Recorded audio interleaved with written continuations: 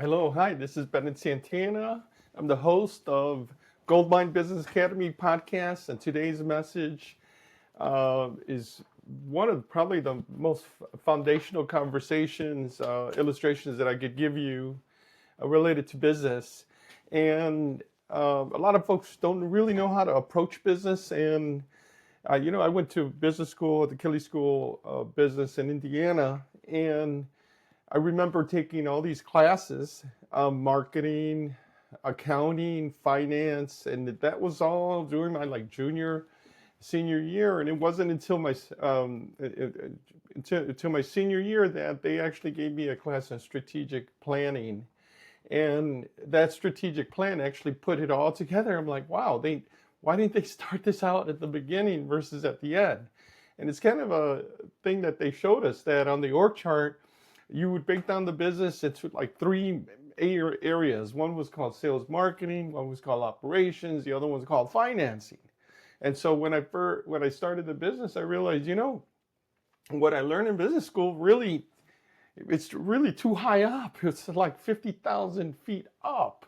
And I needed to figure out a way to break down the business at the components, but at the street level, And so, I was reading Proverbs 9, and the first sentence really caught me, and it will help me kind of illustrate the point that you need to understand business as having seven pillars. And I call it the seven pillars of business. And you have to consider yourself as like a master builder. And you're building a beautiful building with these beautiful, ornate pillars. And that's what Proverbs 9, the first sentence starts out, and it says, wisdom builds her house, and she hews out seven pillars.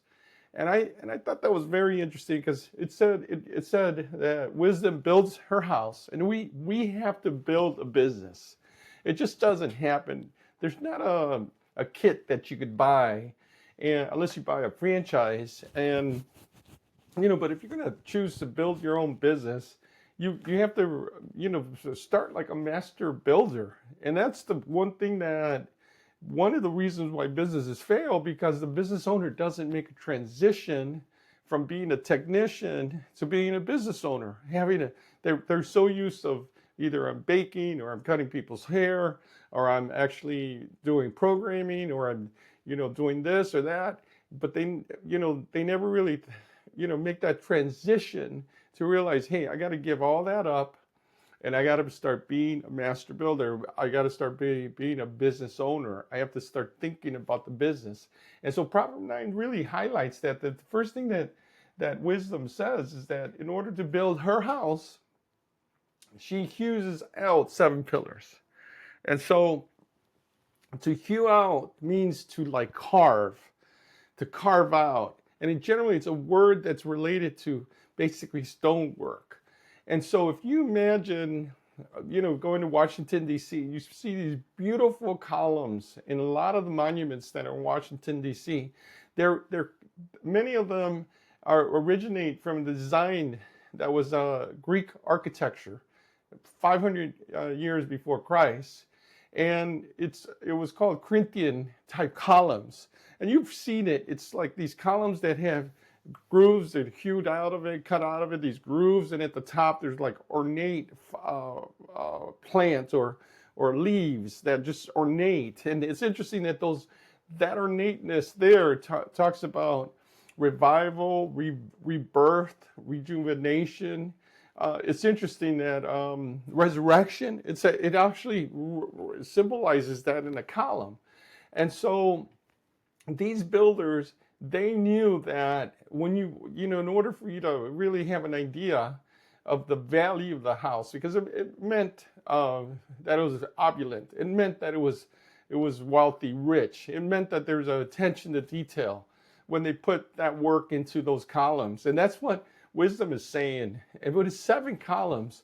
So if you imagine a southern house with 4 columns on the first floor on the porch, and then 3 columns on the second floor, that's how you should imagine the columns in a business, and that's something that I've laid out, and I share with my team.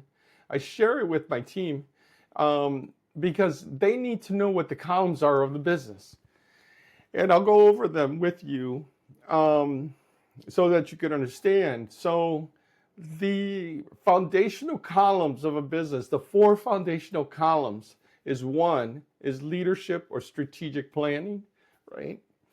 Two is management. Some people call it human resources. Three is finance, or you could call it money. And four is marketing. And so those are the four foundational, that's where the business stands on. That's why at the start of a business, you write a business plan. And in that business plan, you'll have the components in it that will talk about what's the strategic direction. And I have a video that talks about leadership, and I refer to as VAM. It's vision, action, and mindset that you put into the leadership component. And then the next one is management or human resource. That's where you build processes to manage the people that you have working, or even manage yourself. And so in our organization, we have a concept of position agreements. These are documents where a person agrees to what they're going to work. So we've tossed out the position description. We've tossed that out. We have position agreements, and those position agreements are tied to. They're three component that ties a person to our organization. There's policies, there's processes, and procedures. And so policies are your what would you call it? A policy manual that talks about how many days vacation and all that kind of stuff, all that good stuff that you get online. You have an attorney put one together, but generally you could find a template online now that talks about, and you outline, hey, how many days vacation days? That's policy. The protocol within the office, that's policy. Those are things that you write down, issues of sexual harassment, or hey, whether you call in sick. Those are policy issues, right? That's under policy, under that P. Second is processes. And so under management, there's always the process. That's the big picture. That's the big picture. Some people call that, the value engine. But the process is high level, and usually is visual. You want to have what are your engines that you have in your business? You define them and you create those in processes, right? And so then procedures are the detailed explanations of a task. And so when you write a procedure under management, you write the procedure based on whether there's a high level of error or this is truly value. So that's the component. That's the second pillar of management or HR. The third pillar is money or finance. And this is just much more than just having your account, your accounting system, let's say QuickBooks or whatever other system is out there. It also relates to your credit policy, your receivables, your receivable management, your payroll, all that stuff that relates to money. I put it in that category. If it has to write a check, or I'm in writing a check, or it's in money, right? And so that's third category, third column. And the fourth column is by far one of the most important columns for the business. I would say probably second to leadership is marketing. And marketing it deals with anything that deals with your presentation, of your company that's out there, right? Marketing deals with making your offer known, and it has a lot of components to it. It has a lot of psychological components to it, like the color that you'll use, obviously. And to give you an idea, you have to be very concerned with the colors that you use. If you use black, that produces mystery. You use red, males have a reaction to red. Think about it. I don't wear a red shirt to the health club because I don't want to get that much of attention from the guys. I really do. But if you do, wear a red shirt and you'll get an idea of the attention you get. So, and blue. this is the most prolific color in logos in corporate America is blue. And so under marketing, you have to have an idea. You have to have a very good knowledge of your clients, your psychographics of your clients, your psychogenographics, meaning what their age is and how they think. And so then you produce your message. And that's how we've come up with, we have 3 different brands: Internship for Diversity, Sci-Fi Care, and they're all geared toward a different demographics, genographics, and that's covers in marketing. And so those are the 4 pillars that are foundational pillars for the business. The other the other 3 pillars lump sales. The other 3 pillars is really sales operations, or sales, or delivering on your promise to your clients, or you call it client fulfillment. But under sales is broken out. We break out sales in 2 distinct areas. And one is the part that you're getting a customer's name and all the efforts just to get someone's name, right? That's and then to get them to get interest. And so we could call that client lead generation, right? You could call it whatever, but let's just say sales, whatever it is, you divide it up, and we call it lead generation. Second, so lead generation has everything to do with a name, a database, getting these people's names, so forth. And like, for instance, we use ZoomInfo for our lead generation systems. We also have multiple other ways of getting leads when it comes to our candidates, our clients that we're recruiting. And so the other one is is lead conversion. And this is all the efforts that you do to convert them into a client. So you want to take them from a prospect to a customer, right? You want to take them. So there's prospecting is the first step, and then basically you're going to convince them. Once you convince them, they become a client. So those are the 3 pillars that are on top, and that drives the business. If you don't have that, you don't make money. You can have all the other 3 foundations, and they're just sitting waiting there. Hey, can you produce some money for us? It won't happen until those 3 components up there are really organized, are really laid out, and you do this on a repetitive basis. And so it's related to the exchange conversation. I've shared that so many times with people about how do you really make money? It's in a linguistic domain. You make money with, verbally. You make money by making offers, by making clear offers, getting an acceptance, fulfilling on the promise. That's by far the most important thing in business, is being able to keep your promises. And so these are things that drive those first 3 pillars.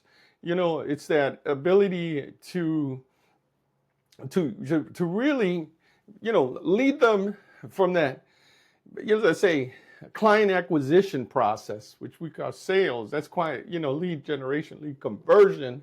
And then client fulfillment is fulfilling on the promise that is there. And if you do this consistently, you do this in a fashion that's, repeats itself, and then it only speeds up. That's how money is made. Because when you complete that circle, there's a consideration, right? There's a consideration in this exchange conversation, and that consideration is value. It's they exchange money because you bring them value. And so that's, so just to go over, so let's go down to the first pillar. So leadership is the guiding force for your business. That's leadership. And leadership, or strategic planning, is the first and most critical pillar for the organization. It provides direction, inspiration, vision that drives the entire organization. And without it, without strong leadership, you're doomed to collapse. That's the thing. And so, one of the things, if you're starting out a business, craft a clear mission, craft a clear vision, and lead by example. And it's very simple. You could go to SCORE, That's a nonprofit offshoot. Not it's related to the SBA, but you'd call the SBA office and go sit down with a SCORE consultant. They'll help you put together that plan. And that's how I've done that many times. Just go and visit SCORE or get in a software package that will help you. To marketing, that's where you're creating awareness, right? A lot of times people fail because just people don't know what problems you solve. And you have to put that message out there, and you have to be strategic in how to bring these customers in. And you have to build your brand, right? There's different ways of branding, but the majority of people fall in branding marketing, unless it's preemptive marketing, which is something so new no one has ever seen it before. But a lot of times it's just a better mousetrap, and you just have to articulate that better mousetrap. Hey, I thought we were done with sandwich places, right? I thought we were absolutely done when we had Subway. Then I saw Jimmy John's, and then I saw this Jersey Mike's, and then I see something fire, something. I'm like, and I'm sure there's probably 10 out there that I don't know. So they could make a sandwich in a different way, and that's all marketing. That's all marketing. That's you gotta, and that's let me get back to the queuing out. That relates to marketing. I mean, with that ornate pattern, you're sending a message, and in all these elements, you're sending a message. And so that's the marketing. Second is finance or money. You have to steward your resources. You got to be a good steward, right? It talks in the Bible that a king, he counts the cost before he wages a war. And so you have to count the cost. You have to count the cost, count how much stone is going to, it's going to cost you. How much stone do you need to make those 7 pillars, right? And the thing is that those pillars are for stability, right? You have to measure everything. You got to measure everything. There was a cost to get those pillars over there. You have to cut them out from the quarry, get them over here to build that house. And so you have to realize can you endure that? Can you start that? And the one thing is, like, as I always say, is like, as you start out, count the costs and figure out to do it by yourself. I personally don't like partnerships. I don't think it's, I think a mandate, and the only partnership I have is with the one that I'm married to right here, and that's hard enough, right? And so when you talk about finances, and you're like, should I start this out? I don't have the money. Maybe I should get a partner. I personally, wait. Give you some wisdom right there, or whoever's out there that might need that. So, the other engine is that we talked about was the human resource engine or management. That's building the team, right? Your team is your backbone of your business, and you got to invest in the right people. And so our motto used to be the right people every time guaranteed, because it's very important to have systems in place to find those right people. Very important. We use a DISC assessment tool, and you kind of see what their personalities like. We try to put folks that are high influence, high I's on the DISC in sales positions. You put high C's in more detailed accounting positions. And so it's important for you to have those systems. And so we covered, leadership, we covered marketing, we covered management, human resources, and we covered money. And so that was the bottom foundation. So the top foundation is the other top foundations of sales is client acquisitions. We call it sales. We break that up into 2 areas: client acquisition, which would be basically gathering the client's name or lead generation, and then convincing them with a convincing story, lead conversion. So we have a very detailed process related to that. It's called our 4D process. It's like a play. I'll tell you, when we go through our 4D process, we mix, Sales Sandler Institute training. We do Dale Carnegie. We do spin training. We put all that together. We're going to have a video about that. All that together, and how to go through a 4D meeting, which would be basically discovery, diagnosis, design, and delivery. And so those are the four things that relates that helps us convert it to the client. And so the other area, obviously, once you move out of the client acquisition, which is sales, and those two areas, you have the client fulfillment or operation. This is delivering on the promise. And so this is about keeping your word to your clients. And this is kind of, what holds business together. That middle part that glues two people together is trust. And when you deliver on a consistent basis, you build trust. We know that there are prominent men and women that could walk into a bank and they'll give them $5 million just on their name, right? And you know that because they have an ability to build trust. And so you have to build trust. And the way you build it is delivering on the promise. And I always recommend give them the baker's dozen. Give them the baker's dozen. Oh, what is the baker's dozen? That's 13 donuts, not 12. You give them something extra because if you give them exactly what they want, they'll be satisfied. But you give them something for free, they'll be happy. I still remember a grocery store in Lawrence down here in Chicago where I went in to buy something and the owner slipped in a bottle of Sprite. I'm like, I still remember that guy. Just for a bottle of Sprite. It probably cost me 39 cents back then. A big bottle, liter bottle. And I remember that. And that's what I try to do when I hire folks. We set up on a price and I always give them a little bit more.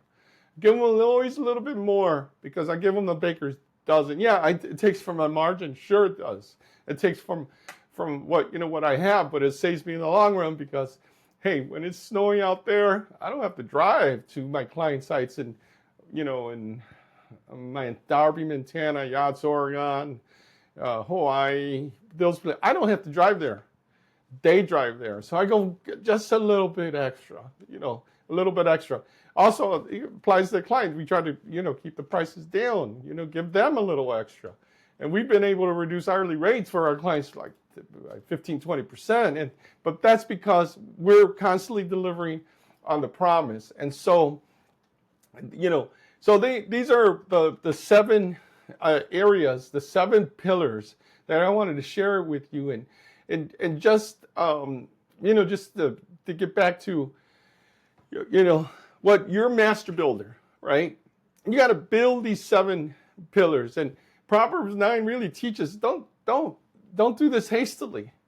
It takes time and it takes care and it takes intention to hew out granite, hew out marble, to make these beautiful columns you see in Washington, you see in many other places around the world. Your business deserves that attention. Your business deserves that level of commitment because it's your idea. This is your idea. And so, which of these pillars, you got to ask yourself, which of these pillars is what I have to work on in my business? Which are these pillars am I lacking? Which one do I need to pay attention? Maybe I just destroy that pillar and start over again. I don't like it. The workmanship is not there. And so this is what I, want to share with you, that we're going to march along, we're going to move down the process here with these podcasts is to really help you. I'm going to tell you, I'm going to give you everything I have.